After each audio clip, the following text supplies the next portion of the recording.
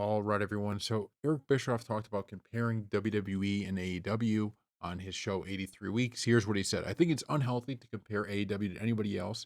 AEW is doing AEW things, WWE is doing WWE things, and they're doing the respective things in their respective universes. They're not the same universe. Why would you compare them? Why would you compare a T-bone steak to, oh, I don't know, 6 ounces of yogurt?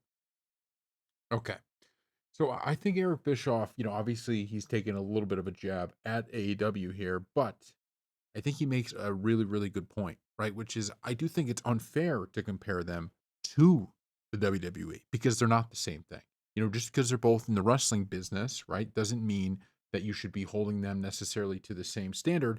AEW has to continue to build, and I don't watch much of it, but as it grows, I would love to see AWB like, and we could bring back like a Monday Night War style thing, right? Where you have these really two big companies going at it. But that's just not what it is right now. And I think when you constantly compare it to something like WWE, which is just, you know, this massive company, it's merging with other, I mean, it is just a massive company that's been around far longer than AEW.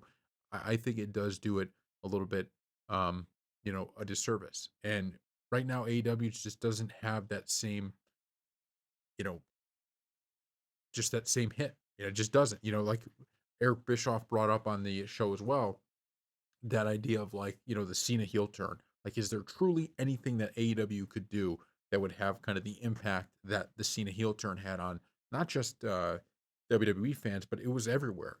Everybody knew about that because it hit national news. And of course, the answer to that is no. And so, once again, it doesn't mean AEW is a bad product or you can't watch it or anything like that. But if you're constantly trying to make it compete with WWE, I think it's unfair to AEW because it's just not. So, thank you all for watching, and we'll see you next time.